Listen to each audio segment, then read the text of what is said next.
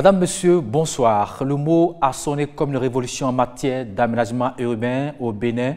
Asphaltage, un projet d'aménagement et de réhabilitation des voiries urbaines primaires, secondaires et tertiaires. Le projet a métamorphosé l'infrastructure urbaine avec près de 400 km de routes construites dans nos grandes cités pour la phase A achevée en 2021. Tout le Bénin se modernise et devient de plus en plus attractif à la manette de tous ces grands chantiers. Le ministre José Tonato, de cadre de vie et des transports chargé de développement durable. Avec lui, nous allons essayer de percer le secret de cette réussite de modernisation de l'infrastructure urbaine avec à la clé une meilleure gestion des déchets dans nos maisons. Et pour cet exercice, je serai avec mon collègue Eric Guédenon de Canal 3 Bénin. Bonsoir Eric. William Tchoki, bonsoir. Monsieur le ministre, bonsoir. Bonsoir Monsieur Guédenon, bonsoir Monsieur Tchoki. Bonsoir Monsieur le ministre. Merci de faire cet exercice de bilan avec nous tout au long de cette émission. Vous êtes pour les Béninois celui qui porte la responsabilité de la transformation de nos villes. Avant 2016, on avait encore souvenance de l'image que Cotonou présentait avec les ordures un peu partout. Nous sommes loin de cette image aujourd'hui avec un résultat plus satisfaisant. Quels sont les axes prioritaires sur lesquels le gouvernement a travaillé pour que nous ayons ce résultat? Merci messieurs. Merci de me donner l'occasion de parler encore une fois des résultats de la mise en œuvre du programme d'action du gouvernement depuis 2016. Et je suis encore plus ravi que l'angle d'entrée que vous avez choisi soit la salubrité, la propreté, et donc le cadre de vie des Béninois, de nos compatriotes. Et je suis honoré que le président de la République m'ait confié le pilotage de ce secteur-là, qui est un secteur de visibilité à plus d'un titre. Vous avez dû le remarquer dès le 16 décembre 2016 que le programme de modernisation et de rénovation de la gestion des déchets était au cœur du lancement du programme d'action du gouvernement, donc c'est du PAG. Donc, on n'était pas uniquement parti sur les infrastructures, la voirie, l'assainissement, mais le gouvernement était déjà conscient que la question de la salubrité était une question essentielle et que ça participait vraiment de l'image de nos villes en général et donc de l'image du pays. Et qu'il fallait très tôt s'attaquer à ça, d'autant plus que vous l'avez dit vous-même, Cotonou, notre capitale économique, était dans un état d'insalubrité indescriptible. Ce n'est pas Cotonou seulement, la capitale politique Porto-Novo aussi, et les autres villes en général, notamment les chefs-lieux de département, étaient jonchés de tas d'ordures, de voies, de rues difficiles à pratiquer, surtout en saison de pluie, avec des zones inondables. Et c'est pour ça que le projet de modernisation de la gestion des déchets a été lancé dans sa phase pilote sur le Grand Nokoué. Aujourd'hui, la phase pilote a fait ses effets. Nous sommes déjà à Parakou et l'extension du projet est en phase de programmation pour voir selon quel rythme nous allons atteindre les autres villes. C'est quoi le projet de modernisation de la gestion des déchets? C'est d'abord décider de l'opérateur qui va gérer cette question. On avait le choix entre la mise en gestion déléguée de ce service qui est un service public où l'État créait sa propre structure et après avoir examiné plusieurs scénarios, compte tenu du niveau de responsabilité que le gouvernement voulait, il a été décidé que la société de gestion des déchets de la salubrité soit créée pour que l'État ait une prise directe sur l'opérateur et oriente ses actions et soit également en mesure de superviser et de contrôler, voire même de sanctionner si les choses ne se passent pas bien. Donc, il y a eu un opérateur. Ensuite, il y a eu la mise en place d'une architecture de gestion des déchets, les points de regroupement, les centres de transfert, les centres d'enfouissement technique qui sont ce qu'on appelle généralement les décharges finales. Nous en avons deux, nous avons Wessé et nous avons Tacon dans le Grand Nokoué. Et donc, après la construction de ces infrastructures, il y a eu l'acquisition de matériel roulant. C'est la première fois de mémoire qu'on voit sous nos cieux au Bénin et dans la sous-région une acquisition de matériel roulant lourd ce qu'on appelle les BOM, bennes ordures ménagères, les camions ampli-roll qui soulèvent les bennes sur les lieux de dépôt des déchets. Nous avons fait plus de 40 milliards d'investissements. Avec la construction aujourd'hui, sur 4 ans, ce secteur-là a bénéficié d'une centaine de milliards d'investissements de nos francs, avec la mobilisation d'une équipe, d'un ensemble de PME, PMI, qui proviennent de la transformation des ONG qui opéraient déjà dans le secteur des ordures ménagères. Donc on leur a demandé de transformer pour pouvoir opérer comme des PME. Et sur le Grand Locaux, aujourd'hui, je suis par Paracourt, c'est près d'une centaine de PME, PMI qui interviennent dans la gestion des déchets, dans la salubrité, dans le curage des caniveaux et globalement dans le transport aussi et dans la gestion des lieux d'enfouissement technique. Vous verrez que tous les soirs, toutes les nuits, à partir de 22 heures pour certaines zones, 23 heures pour d'autres, les gens sont déployés, ils travaillent jusqu'au petit matin et quand nous nous réveillons le matin, nos villes sont propres. Alors, monsieur Musi, c'est vrai que c'est une action qui rend nos villes plus propres, où on est fier de marcher dans nos différentes villes, mais il y a un problème, c'est vrai, on débarrasse ces villes de déchets, mais la plupart de ces déchets sont enfouis. On s'est dit, mais on pouvait quand même récupérer, faire le tri par exemple, avoir les déchets organiques qu'on peut transformer en compost et enrichir encore nos sols. Est-ce que pour le moment, cette partie... Vous avez parfaitement raison. Dans le programme, la valorisation pour réduire le volume de déchets à enfouir est intégré au programme. Okay. Et le programme ambitionne de valoriser à terme, au bout de 7 ans, 70% des déchets collectés. Nous savons nous-mêmes que c'est très ambitieux. Nous sommes en train d'avancer progressivement. C'est pour ça que vous allez voir que les premiers centres de transfert qui ont été construits n'avaient pas de banc de tri. Aujourd'hui, les nouveaux centres sont équipés automatiquement de bandes pour trier les déchets et permettre que la valorisation se fasse. Et nous sommes également en train d'équiper les anciens centres de transfert de bandes de tri. Donc le volet valorisation fait partie des préoccupations que nous avions, mais c'était quoi l'urgence? L'urgence, c'était d'abord de débarrasser nos villes des déchets. Vous avez vu ce qui s'est passé. Nous avons détruit plus de 1000 dépotoirs sauvages de déchets dans le Grand Locoué. Plus de 1000. Donc, c'est incroyable. C'était ça, nous l'avons fait. Il fallait sortir d'abord le déchet, rendre les villes propres et réfléchir ensuite à la valorisation. Et nous sommes là maintenant que le modèle de gestion d'enlèvement et d'enfouissement est plus ou moins stabilisé. Nous abordons les phases d'amélioration du dispositif, dont la valorisation, qui est fondamentalement prise en charge. Je peux vous garantir que... Alors, monsieur le ministre, il serait difficile de vous contredire sur la mobilisation des équipes pour le nettoyage de nos villes, parce que nous les voyons, nous les côtoyons. Il est dit que ce service, c'est l'État, à la date d'aujourd'hui, qui finance cela, et que plus tard, ça va être le tour des citoyens. Hein. Aujourd'hui, on a vu des simulations de montants qui ont circulé sur les réseaux sociaux. Où est-ce que nous en sommes précisément? Nous sommes prêts. Nous avons passé du temps à consolider le modèle économique.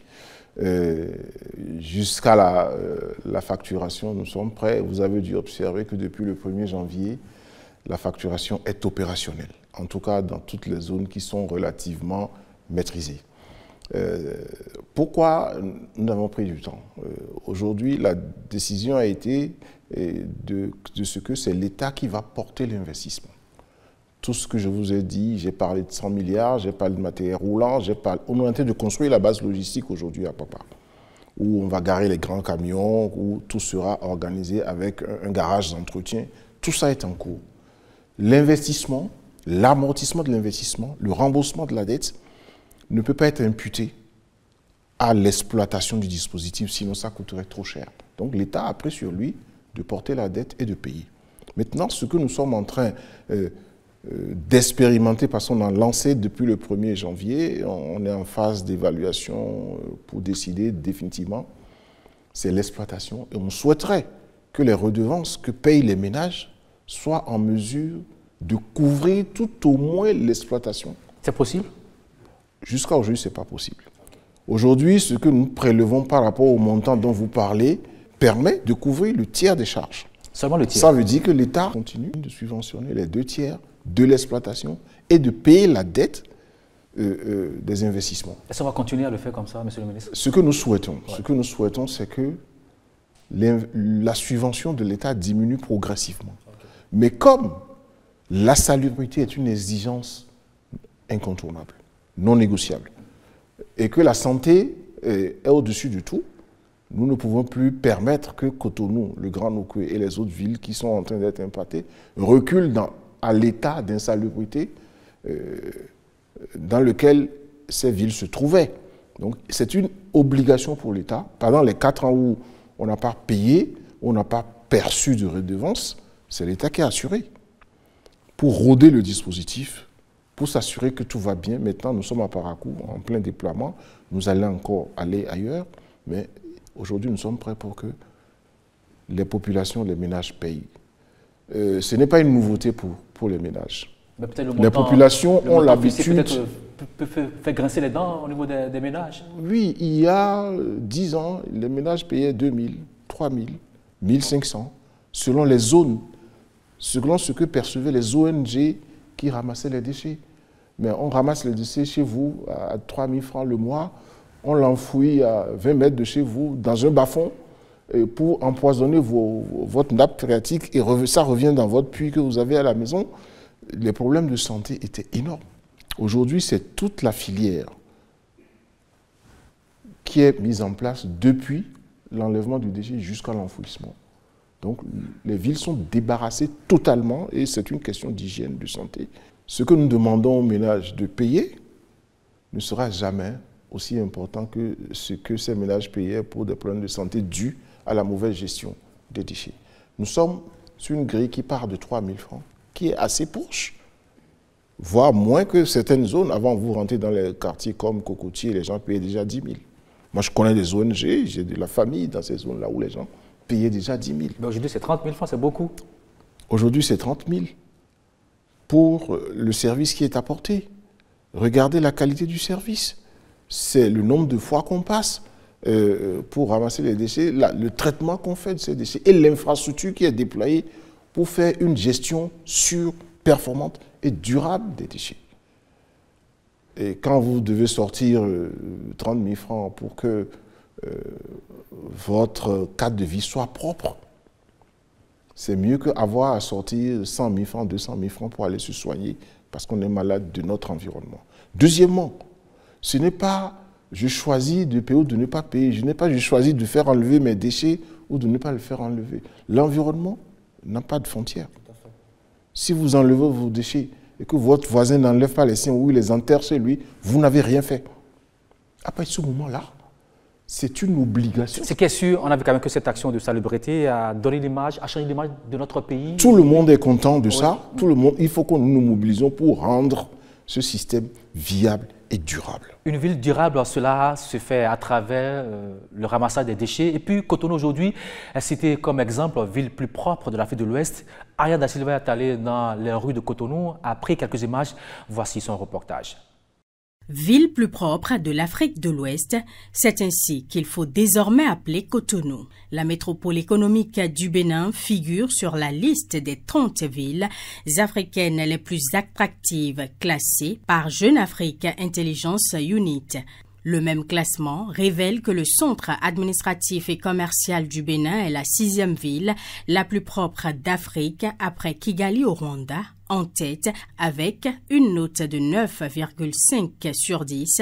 Elle est suivie de Rabat au Maroc, d'Alexandrie en Égypte, de Gaborone au Botswana, du Cap en Afrique du Sud et de Cotonou au Bénin avec une note de 7,3 sur 10. C'est un résultat qui témoigne des efforts consentis par les structures centrales et délocalisées, les initiatives privées ainsi que la prise de conscience en faveur de l'amélioration du cadre de vie au Bénin. Cotonou se transforme et bouge. Elle est aujourd'hui plus propre que plusieurs autres villes d'Afrique. Pour réaliser cette évaluation, Jeune Afrique a mené l'enquête auprès d'un échantillon de près de 2000 personnes. Elles ont livré leur perception de la propreté des villes concernées sur une échelle de 0, extrêmement sale, à 10, parfaitement propres. La propreté urbaine est un service public du quotidien, un élément important de l'image d'une ville. Elle serait aussi le signe de l'efficacité de la gouvernance. Monsieur le ministre, comment vous réagissez à ce classement Cotonou, ville plus propre de l'Afrique de l'Ouest? Je suis heureux, satisfait que les efforts que nous sommes en train de faire portent des fruits et qui sont reconnus à l'international. Mais je ne me satisfais pas encore de la place de Cotonou, du Grand Nokoué. Nous avons encore des villes telles que Kigali, nous ambitionnons d'être le premier de ce classement et je pense que dans 2-3 ans, ce sera possible.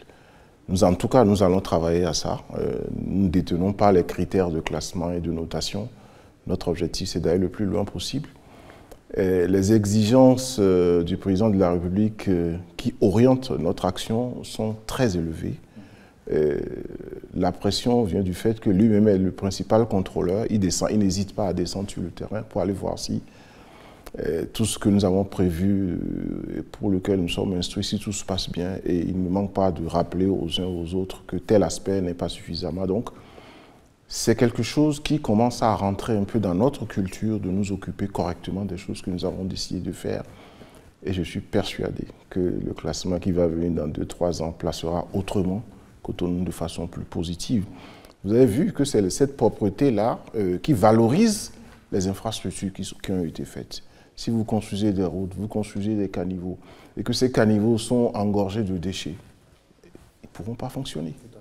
Donc, ce nettoyage, cet entretien, qui est la dernière touche, c'est comme si vous êtes, excusez-moi de parler ainsi, vous allez, vous sortez, vous n'êtes pas très propre, vous voulez sortir de la maison, vous prenez un habit, vous mettez dessus, vous sortez, tout le monde verra que vous n'êtes pas bien mis. C'est important, après avoir fait les efforts colossaux en matière d'investissement en infrastructure, que la salubrité vienne comme la clé de voûte et ensuite permettre que nous ayons un meilleur cadre de vie et une meilleure santé. Alors, Monsieur le ministre, l'autre bombe sur laquelle nous sommes assis, c'est bien sûr les boues de vidange. Avant 2016, c'était vraiment une véritable catastrophe. Depuis 2016, on sent une certaine volonté de gérer au mieux ces boues de vidange. Est-ce qu'on ne pourrait pas mieux faire, Monsieur le ministre? Sûrement. On peut toujours mieux faire parce que, comme on le dit dans le sport et dans les Jeux olympiques, il y a toujours de la place pour aller plus vite, plus haut et plus loin. C'est ça. Merci pour le mot.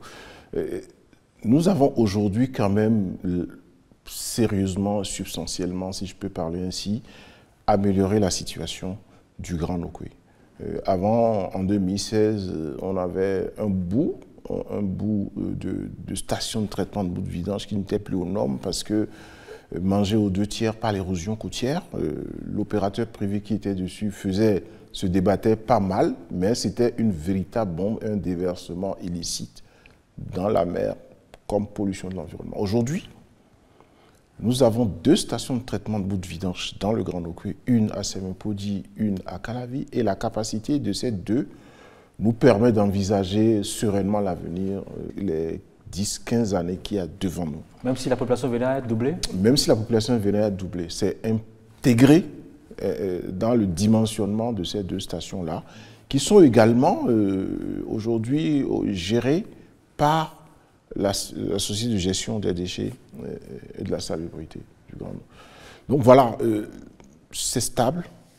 C'est 2 technologies différentes que nous sommes en train de comparer pour voir quelle est la technologie qui sera la plus adaptée pour notre zone. Mais je crois que dans le Grand Nokoué aujourd'hui, la question est sous contrôle. Ça concerne Cotonou, bien sûr, mais ça concerne également Porto-Novo,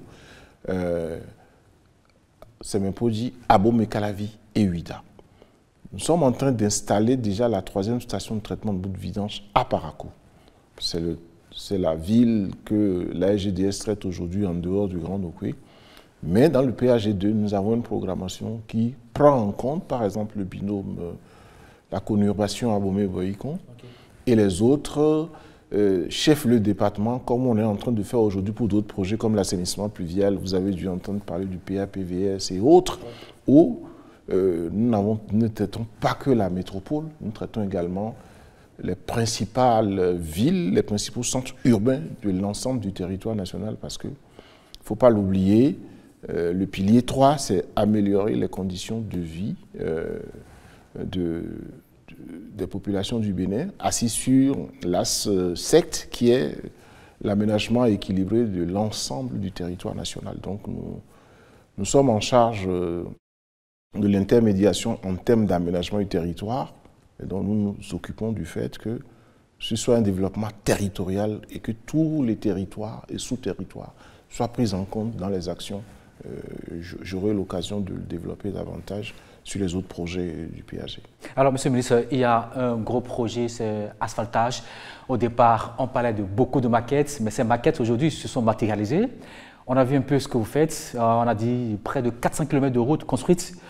Mais est-ce que vous pensez que tout est fini ou bien il y a des choses à compléter pour finaliser ce projet d'asphaltage qui fait aujourd'hui la fierté de tous les Béninois? Monsieur Tchoki, la phase 2 est en cours déjà. Ça veut dire que ce n'est pas fini. Nous avons une phase 2 qui est en cours pour un peu plus de 200 km encore. C'est dans ce cadre que, à Papa, le quartier Jacques, allant jusqu'à l'ancien hôtel PLM Alédio se fait. C'est dans ce cadre que Toufi-Rousset est en travaux aujourd'hui. Il y a encore l'intérieur du Cotonou, tout ce qu'on appelle le quartier culturel créatif, le QCC. Là où on va installer le quartier culturel créatif, ça va se faire. Vous avez dû observer que dans le Grand Nokoué, il y a des travaux à Bomé-Calavi. À Bomé-Calavi, dans la phase A, nous avons eu beaucoup de problèmes parce que tous les lotissements n'étaient pas stabilisés, donc les voies n'avaient pas d'emprise précise. On a aidé.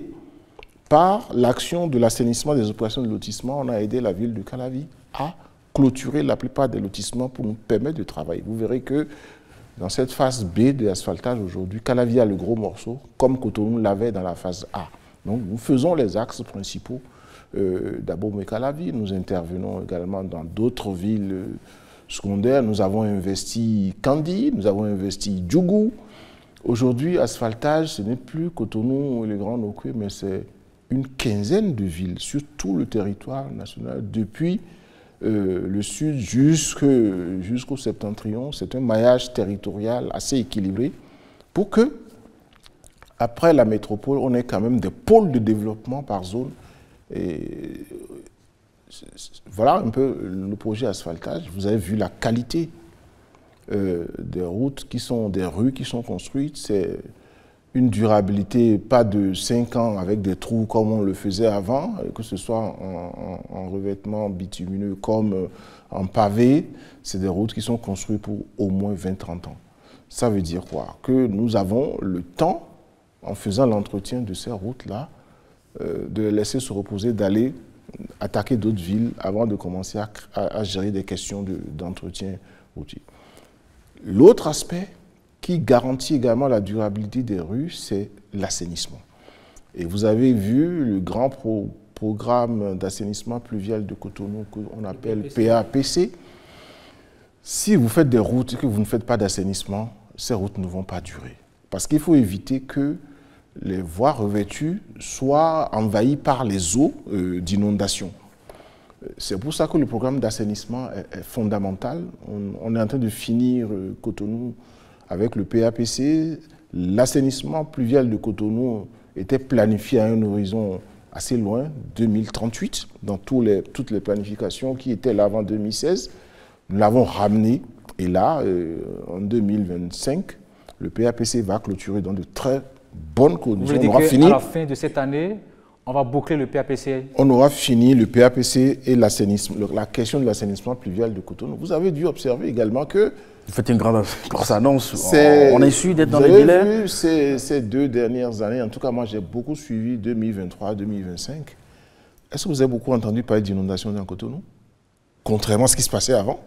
C'est vrai que... Parce qu'il y a les collecteurs sont implantés, les bassins de rétention, les exutoires sont construits. Ça se poursuit. Ça se poursuit. Et aujourd'hui, nous avons le temps, nous avons lancé le PAPVS qui concerne l'ensemble de tous les chefs-lieux de département en assainissement pluvial. Parce que nous avons apporté l'asphaltage là-bas. Si on n'apporte pas l'assainissement, les routes que nous avons construites ne vont pas durer. Et nous avons plusieurs partenaires qui nous accompagnent. En plus des ressources du budget national, tous les partenaires sont mobilisés. Le PAPC, ça a été les 6 partenaires majeurs comme la Banque mondiale, la Banque africaine de développement, la Banque ouest africaine de développement, l'Agence française de développement, la BEI, la Banque européenne d'investissement et la BID, la Banque islamique. On avait les 6 grands. Pareil sur le PAPVS, nous avons la BEI, nous avons la BAD, nous avons la BOAD, nous n'avons pas. Vous avez allié tous les partenaires. Mais la Banque mondiale est sur d'autres fronts. Et la résilience, c'est tout ça. La résilience, vous avez dû l'observer, c'est aussi une lutte conséquente, cohérente contre l'érosion côtière, parce qu'il faut préserver, et ensuite contre les inondations. C'est avec ça qu'on parle finalement d'infrastructures résilientes. Et il y a d'autres projets qui complètent ce que nous avons fait en asphaltage et autres, comme le PAVIC, le programme d'adaptation des villes au changement climatique, qui viennent renforcer tout ce que nous sommes en train de faire. Nous avons un maillage où les choses se complètent et pour que finalement, avec l'ensemble des projets qui sont mis en œuvre, on ait couvert vraiment toutes les surfaces critiques. Cependant, sur le projet asphaltage, nous avons 117 communes, nous avons d'autres communes qui piaffent d'impatience, n'est-ce pas, d'avoir ce projet dans la ville. Nous sommes en train de finir le mandat de Patrice Talon. Est-ce qu'ils ont encore un espoir d'avoir asphaltage dans la localité? Le Bénin ne s'arrêtera pas à la fin du mandat de M. Patrice Talon. C'est une action continue. Nous venons de très loin. Avant, on avait du saupoudrage qui ne rimait à rien du tout. On déposait 500 mètres de pavé au fin fond d'une petite bourgade quelque part. 500 mètres qui ne servaient à rien. La route, pour que ça ait un sens, il faut que ça relie un point A à un point B. Première chose. Aller faire, je vais prendre un exemple pour que ce ne soit pas perçu négativement. Aller faire du pavage isolé dans une ville comme Grand Popo n'a pas de sens, même si nous sommes convaincus que Grand Popo a un potentiel touristique. Ce qu'il faut pour un État, c'est développer des pôles. C'est développer le grand pôle qui est le Grand Nokoué, c'est développer les pôles intermédiaires comme Parakou, Abomey-Boycon, Lokossa, les capitales, pour que les services essentiels dont les populations ont besoin puissent mailler le territoire.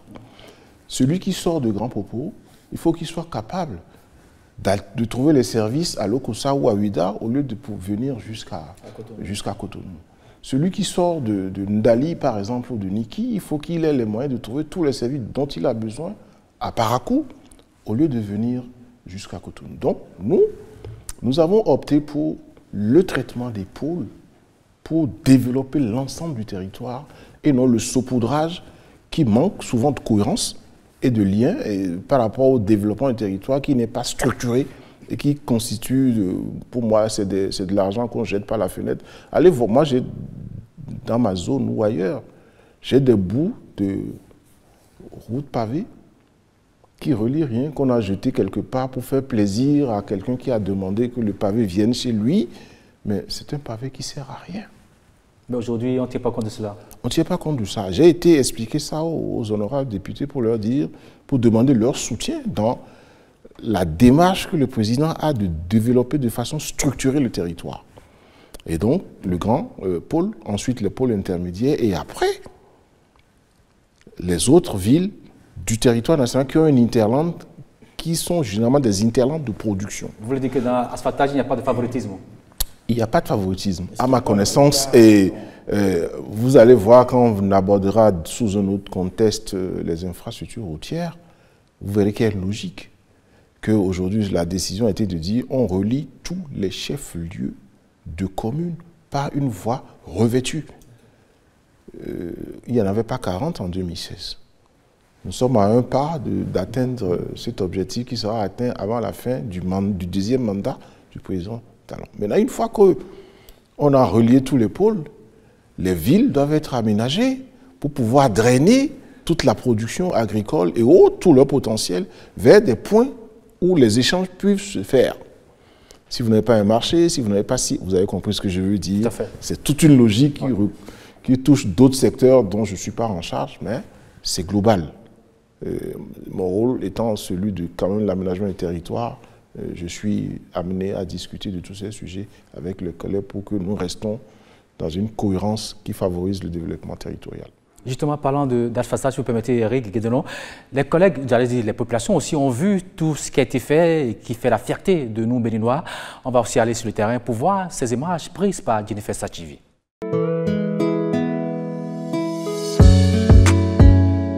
L'asphaltage, un projet d'aménagement et de réhabilitation de voiries urbaines primaires, secondaires et tertiaires. Le projet modernise les infrastructures urbaines en procédant à la réhabilitation et à l'aménagement des routes. La phase A du projet, ayant connu un franc succès, a vu construire à travers plusieurs villes du Bénin plus de 672 km de voies et s'est achevée en 2021. C'est la zone la plus fréquentée, la plus animée de parcours parce que, bon, vu qu'il y a une belle voie très bitumée, il y a également des lampadaires qui, même s'il n'y a pas l'électricité, s'allument, mais bon, ça éclaire le quartier. Le travail est impeccable et les infrastructures nous permettent de dormir tranquille car les problèmes d'insécurité et d'accidents ne se posent plus. Du fait que la voie est très large, ça nous permet d'aller plus rapidement. Ça, c'était un point.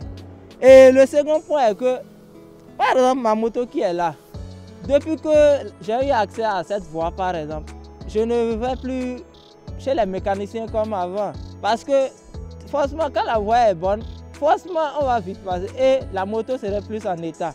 Donc, c'est un avantage. Le gouvernement, sur forte demande des populations, a mis les bouchées doubles pour le lancement de la phase B. Cette deuxième phase du projet asphaltage est destinée, comme la première, à la réhabilitation et à l'aménagement de la voirie urbaine dans 6 communes, à savoir Cotonou, Parakou, Djougou, Porto Novo, Kandi et Abomey-Calavi. Elle va durer 3 ans. On doit remercier le gouvernement du président Talon. Remercie le président Talon lui-même. La ville de Cannes va devenir comme Cotonou.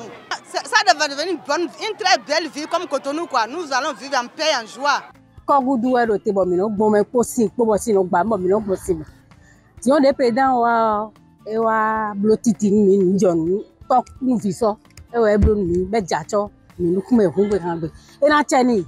La particularité de la deuxième phase du projet asphaltage, c'est qu'elle est exécutée en même temps que le programme d'assainissement pluvial des villes secondaires conçu pour améliorer le cadre de vie et atténuer les effets des inondations cycliques qui touchent les zones visées. Ce programme, quant à lui, est destiné à traiter 16 villes, à savoir Cotonou, Porto Novo, Semekoji, Abomey-Calavi, Parakou, Lokossa, Natitengu, Pobé, Alada, Kandi, Djougou, Dassazoumé, Ouida, Aplahoué, Abomey et Boïkon. La réalisation de l'ensemble de ces 2 projets permettra à l'horizon 2026 de construire plus de 200 km de grands collecteurs d'eau pluviale, plus de 230 km de voies, d'équiper les rues et les espaces aménagés en lampadaires solaires dernière génération, en panneaux de signalisation de sécurité routière, la création d'espaces verts, la réparation des clôtures des écoles, ainsi que la construction de nouvelles salles de classe des abords des rues traitées. Le pilier 3 du PAG prévoit l'amélioration des conditions de vie des populations. 20 000 logements sociaux et économiques, les travaux ont évolué à plus de 60% déjà.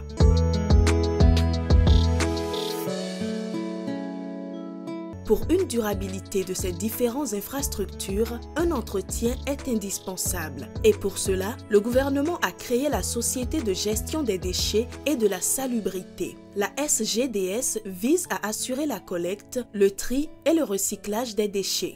La société assiste également les communautés locales dans la mise en place de meilleures solutions en ce qui concerne la gestion des déchets et dans la préservation de l'environnement.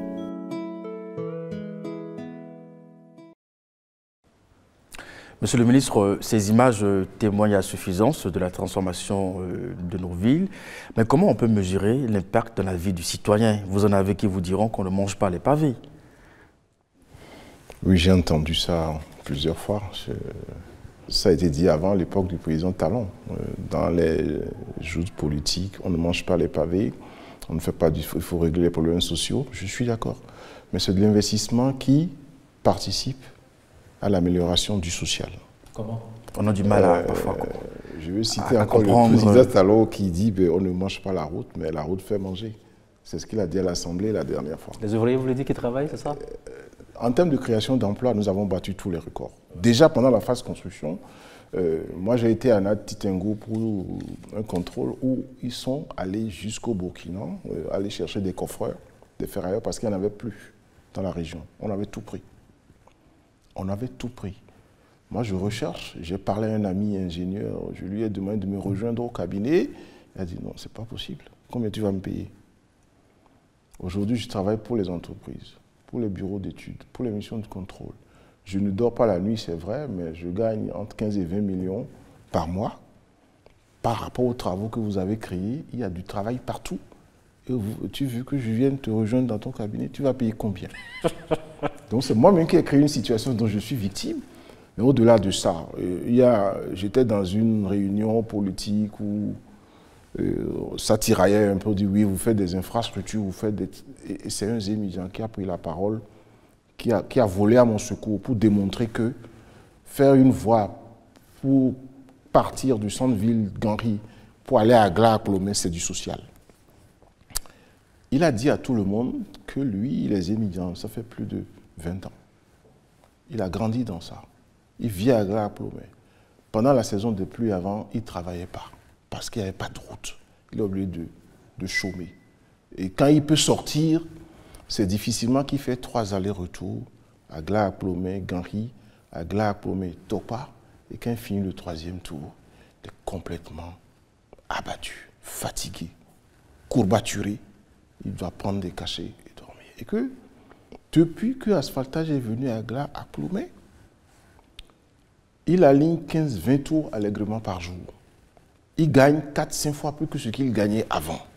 Il a plus de moyens pour améliorer sa maison, s'occuper de sa famille. Et qu'il lui n'a pas besoin d'accompagnement social. Tout ce que lui demande, c'est qu'on travaille sur son instrument de travail, qui est la route, qui est l'environnement, et qu'en plus de tout ça, sa moto ne tombe plus en panne. Il n'a plus de problème du tout. Dites-moi, est-ce qu'on peut faire du social autrement? Je suis convaincu que tout ce qui crée de la richesse, parce que n'oubliez pas que sur le pilier 2 du PAG, sur le pilier 2, c'est-à-dire engager la transformation structurelle de l'économie, et sur le PAG 2, poursuivre la transformation structurelle de l'économie, c'est ça, faire les investissements productifs. Je pense que la route, les infrastructures de voirie et d'assainissement participent de ce que... Et il faut fondamentalement créer aux gens les conditions de travail. Un autre exemple simple. Ça, c'est une étude. Vous pouvez aller à la Banque mondiale et vérifier. Pour les investissements publics, on appelle ça investissement public en milieu urbain. Pour 1 franc investi par l'État dans les infrastructures, au bout de 3 ans, le privé a investi 15 francs. Ça dope l'économie nationale, ça dope l'économie locale. Allez voir... L'État le sent déjà, mais peut-être les particuliers n'ont pas encore ce retour dans leur poche. Ah, ben que si. Allez voir dans les cocotiers comment les travaux sont en cours, comment les loyers sont modifiés, comment tout le monde est en transformation, comment des maisons abandonnées depuis des années ont été rénovées et remises en location. Ce n'est pas Cocotier seulement. Hein. Vous pouvez aller à Gla, les zones où personne n'allait louer avant. Derrière Ciné Concordat à Papa, qui pouvait passer là pour rejoindre la route de Porto Novo. Si vous passez tout le long, toutes les maisons ont été terminées, construites, occupées, habitées. Ça, ce n'est pas de l'argent, à part les impôts, ce n'est pas de l'argent qui rentre directement dans la poche de l'État. C'est que les individus profitent déjà de cette infrastructure-là immédiatement. Ils ont même la capacité d'anticiper. Vous amenez une route, le foncier est valorisé par 2, par 3. Donc ça, la valeur foncière, et les gens alignent automatiquement les prix de vente de leur terrain. Les gens alignent les loyers et autres. Donc un investissement qui assure la croissance économique, forcément, est un investissement social. C'est ma compréhension basique de ce qu'il faut faire dans le social. Ça ne veut pas dire qu'il faut abandonner les autres points, comme le microcrédit, comme la santé, comme l'éducation et autres.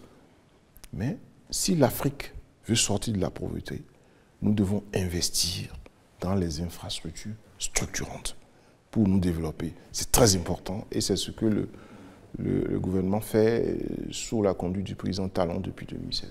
Sur la gestion de la question de l'inondation à Cotonou, à travers le PAPC, nous avons noté la réalisation des retenues d'eau. Est-ce que c'est la meilleure option à l'ère nouvelle aujourd'hui dans le monde? Il y a eu, chaque site a ses caractéristiques et vous impose des solutions techniques. Il y a eu une analyse, il y a eu des études hydrologiques. Nous avons, il y a une étude que les banquiers appellent étude HH. Il faut calculer globalement toutes les capacités hydrologiques du site. Cotonou n'a pas de pente. Cotonou n'a pas de pente pour drainer toutes les eaux vers la mer ou vers le lac Nokoué. Ensuite, le lac Nokoué reçoit les eaux du fleuve. Quand il pleut au nord, le lac Nokoué lui-même déjà est un facteur d'inondation. Donc il faut avoir des rétentions intermédiaires d'eau. Sinon, quand vous êtes dans l'impossibilité de... Vous avez vu qu'à une époque, ici, on n'a pas fait toutes ces infrastructures-là. Dans des collecteurs, les collecteurs étaient pleins parce que le niveau du lac Nokoué ne leur permettait plus. Si vous allez à Papa ou au nord de... Vous verrez que l'eau est stagnée dans le collecteur simplement parce que le niveau du lac Nokoué ne permettait plus à l'eau de se déverser dans le lac Nokoué. Donc, il faut procéder par des rétentions intermédiaires, optimiser le potentiel topographique du terrain, et c'est ce que nous sommes en train de faire. Maintenant, ces bassins doivent être entretenus. Vous avez dû voir que de la jacinthe, un certain nombre d'herbes envahissantes poussent dessus. Il y a un système d'entretien pour gérer tout ça. Donc, c'est une combinaison de l'utilisation de tous les exutoires. La mer en est une, l'océan. Le lac Nokoué en est un dans certaines périodes. Mais ces rétentions-là aussi vont être en situation temporaire pour éviter que quand ça déborde, des quartiers qui s'inondaient ne s'inondent plus. Et donc, ce n'est pas une mauvaise solution du tout. Vous savez que vous avez des zones où les gens n'ont ni fleuve, ni lac, ni mer. Ils doivent faire de l'assainissement. C'est la seule option qu'ils ont de le faire. Okay. Trouver des exutoires artificiellement construits pour gérer les inondations. Et ça, aujourd'hui, nous pouvons lever la tête et dire que nous sommes en train d'installer des infrastructures résilientes, que nous avons mis en place les moyens qui nous permettent de lutter efficacement contre les inondations. Nous n'avons pas fini, c'est en cours. Contre l'érosion côtière.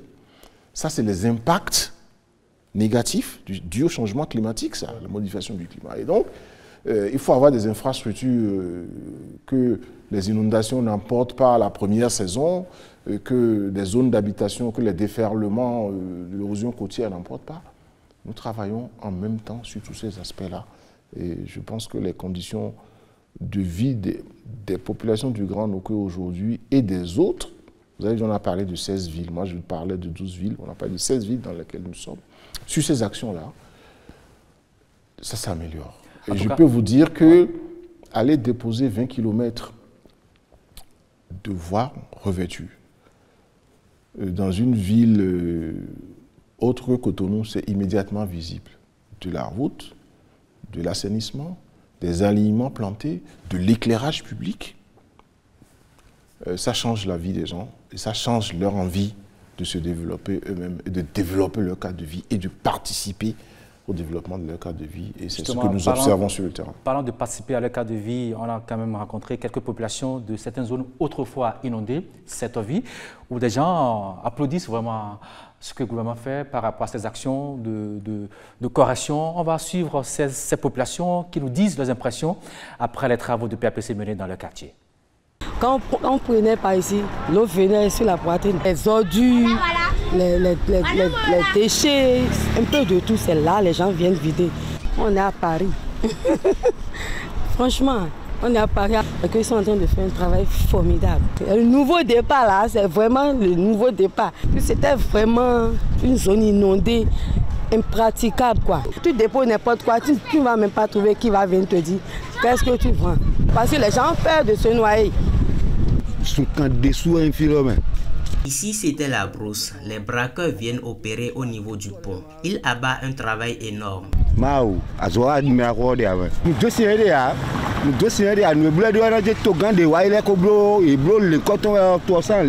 Si ses prédécesseurs avaient fait pareil, le pays ne serait plus à ce niveau de développement. À côté ici, par exemple, les propriétaires cherchaient à vendre leurs parcelles et partis d'ici à cause de l'inondation et du bas-fond. Après les travaux, ils ont changé d'avis. Ceux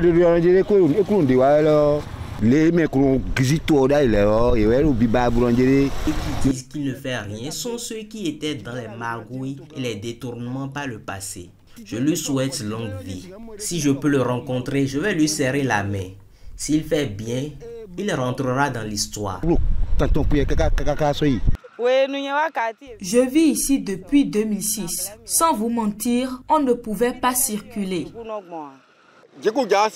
En saison pluvieuse, toutes les maisons étaient inondées. Même le CG était inaccessible. Aujourd'hui, quand il pleut, il n'y a plus d'inondation. Nous remercions le gouvernement. Cotonou s'est métamorphosé.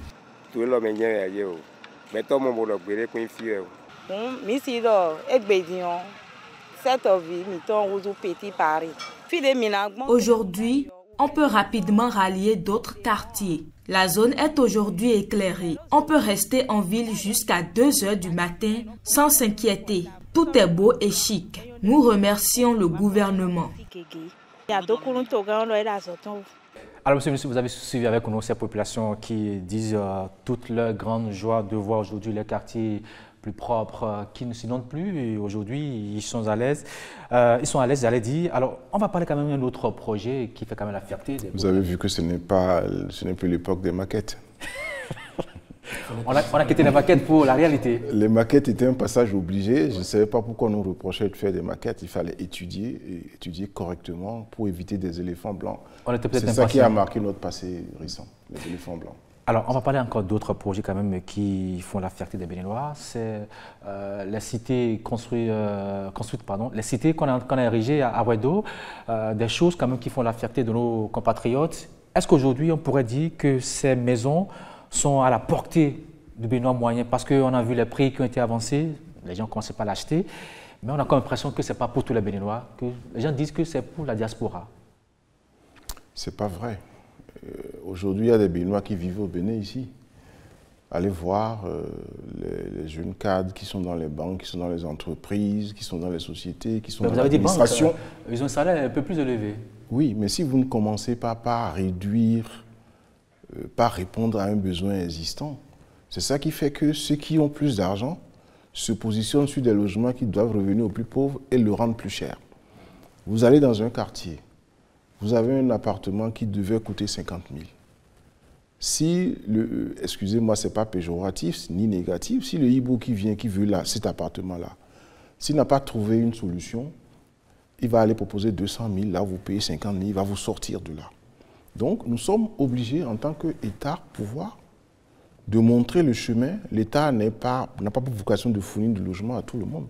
Nous voulons créer un environnement incitatif, montrer comment ça doit se faire pour que le privé s'y lance. Donc ce programme de logement économique et sociaux est un programme qui est totalement, entièrement à la portée des Béninois. Quand les prix ont été annoncés, vous allez voir. Je vous donne rendez-vous dans 2 ans, dans 3 ans, pour voir s'il va en rester. Ça veut dire quoi? S'il n'en restait pas, ça veut dire que le prix est juste. Et moi, je suis sûr que le prix est même moins. Le prix où l'État fait les logements, il sera difficile pour les promoteurs privés de le faire au même prix. De faire le même prix. Simplement parce qu'il y a toujours la volonté de faire bien, de faire de la grande qualité et l'obligation pour l'État de subventionner pour rendre ça accessible. Et l'un des critères d'accessibilité, c'est les conditions d'achat de ces logements-là. Nous avons fait la location à cession, où aujourd'hui, vous n'avez pas, dans tous les programmes de logement qui existent, vous devez aller faire un dépôt, on vous dit dépôt initial 30%, 20%, 25%, et puis après, vous commencez à payer un loyer. Aujourd'hui, vous rentrez avec ce que prévoit le bail, location, habitation.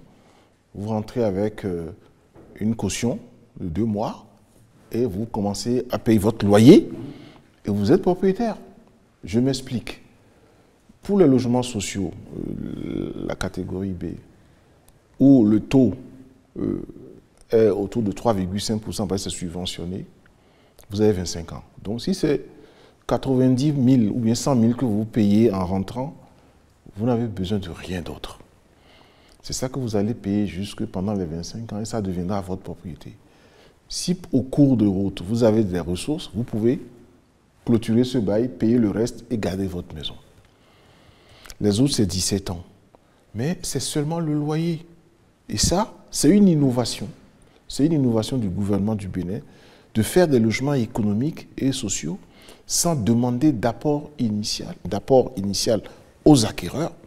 Nous avons été invités par la Banque mondiale à BOAD pour aller présenter le mécanisme financier qu'il y a autour du programme du Bénin. Non seulement le Bénin innove par un programme de par son ampleur, de par la qualité, tous ceux qui vont là-bas disent que ce n'est pas du logement économique, que c'est du logement de standing moyen, qui est vendu au cours du standing économique, du logement économique. Et maintenant, l'aménagement. C'est une cité, c'est une éco-cité, c'est une ville verte. Vous allez voir la qualité de vie, c'est ce que nous ambitionnons pour les villes futures à venir. On a voulu faire une démonstration. Je l'ai dit en lançant cette opération que même les opérations privées qui sont à côté, le gouvernement est soucieux d'améliorer les conditions de vie de ceux qui y sont. Parce que le programme qui était à côté du programme de Wedo, les rues n'étaient pas aménagées. Et comme c'est un apport, c'est un rôle que l'État a choisi de jouer, d'apporter la viabilisation, nous avons décidé, sur instruction du président de la République, d'aménager toutes les rues de cette cité qui est à côté de la cité de Wedo, qui était une cité privée totalement vendue et habitée déjà. C'est pour vous montrer que non seulement ce n'est pas des logements hors de portée, la vente, les inscriptions nous démontrent déjà que tout le monde est partant, mais c'est un produit de grande qualité qui est largement subventionné parce que la volonté d'améliorer les conditions de vie des Béninois et de faire la démonstration pour montrer aux promoteurs immobiliers privés de ce qu'il faut faire. C'est ça qui se passe à Wedo, c'est ça qui se passe à Porto Novo parce que nous avons une cité à Porto Novo, c'est ça qui se passe à Parakou également parce que la cité de Parakou aussi est déjà en construction. Et c'est ça qui va se passer dans 12 autres villes qui sont dans le programme parce qu'il y a une phase 2. Ce n'est pas que la phase 1. Nous avons pris du retard parce qu'il y a beaucoup de réglages à faire. Et je crois que nous, on refuse d'avoir des éléphants blancs. Nous pouvons avoir des problèmes en cours de route, mais l'obligation que nous avons, c'est de trouver des solutions à ces problèmes-là pour que les projets soient des projets terminés et proprement terminés. Depuis le lancement de cette opération, quel est l'engouement qui est remarqué ou constaté autour de ces logements par les citoyens béninois?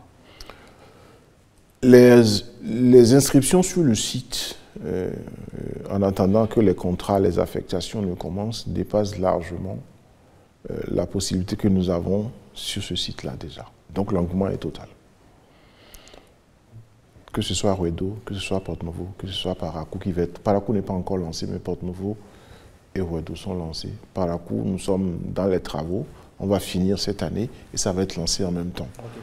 Mais la demande dépasse largement l'offre. Et ce que le gouvernement souhaite, c'est que nous avons ici un dispositif d'agrément des promoteurs immobiliers privés. Et nous souhaitons vraiment que les privés se mobilisent parce que ce n'est pas le rôle de l'État de faire de la promotion immobilière. Nous voulons montrer le chemin et ensuite encourager par des mesures incitatives les privés à y aller. Alors, Monsieur le ministre, il y a quand même un phénomène qui touche le monde entier, c'est le changement climatique. Notre pays n'est pas épargné. Je sais qu'au Bénin, on fait beaucoup d'efforts, mais ce n'est pas encore ça. C'est vrai que la lutte contre l'érosion côtière est une action phare que nous menons au pays.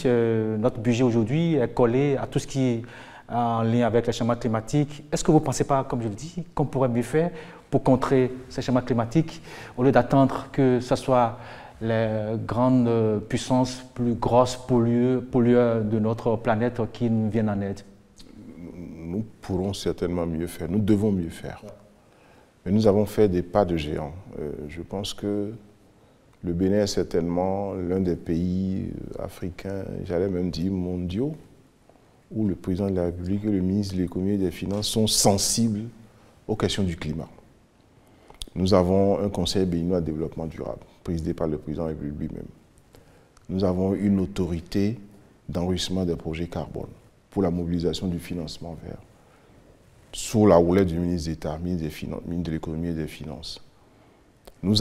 Aujourd'hui, nous sommes allés à la COP, on était le seul pays à avoir tout le dispositif d'encadrement des projets et d'enregistrement des projets carbone. Nous faisons un bilan, tous les projets PAG, le bilan carbone est fait, les études d'impact environnemental et social sont faites, les certificats sont délivrés après que les PGES, les programmes, les plans de gestion environnementale et sociaux soient validés. Avant, c'était l'exigence des projets financés par les bailleurs seulement.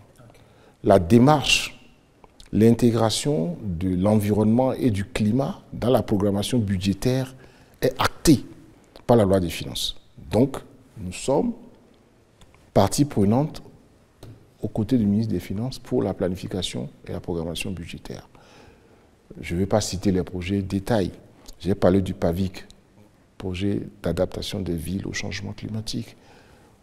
Toute notre côte aujourd'hui est largement avancée sur la maîtrise de l'érosion côtière. Le dernier maillon sur lequel nous sommes, c'est le maillon régional que nous partageons avec le Togo, 3 km de côte, depuis Abaudran-Fort jusqu'à l'embouchure du Roi à Grand Propos, où le Bénin est le premier pays africain à expérimenter la nouvelle technique de protection côtière qu'on appelle le moteur de sable.